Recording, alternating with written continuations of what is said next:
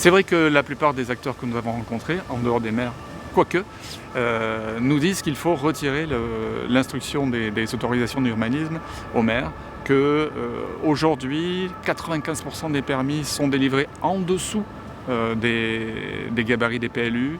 C'est vrai qu'également, tous les 5 ans, il y a un gel des permis de construire pendant la période des élections municipales. Ceci étant, qui aujourd'hui, mieux que le maire, connaît sa ville? Qui mieux que le maire connaît ses habitants? Qui mieux que le maire peut organiser les concertations? Donc je ne pense pas qu'il faut enlever les autorisations d'urbanisme aux maires. Je pense d'ailleurs que les préfets, puisque c'est vers les préfets que ça pourrait être fléché, ne sont plus outillés maintenant pour faire ça. Je pense qu'il faut au contraire donner aux maires plus de poids, plus de pouvoir, plus d'éléments pour gérer l'urbanisme dans sa commune. Il faut mettre en place des déclarations d'utilité publique pour faire des réserves foncières, ce qu'aujourd'hui ils ne peuvent pas bien faire.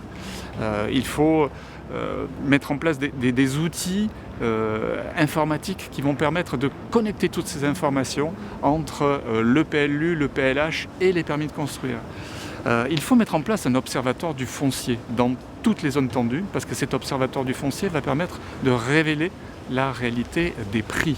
Et donc, révélant la réalité des prix, ça va pouvoir permettre au maire, par exemple, de faire des préemptions quand il considérera qu'une transaction se fait à un prix manifestement exagéré.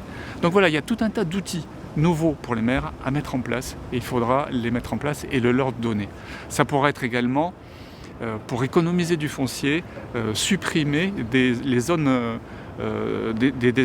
fléchées sur un seul usage. C'est-à-dire qu'on pourra avoir, au-dessus d'une école, pourquoi n'y aurait-il pas des logements?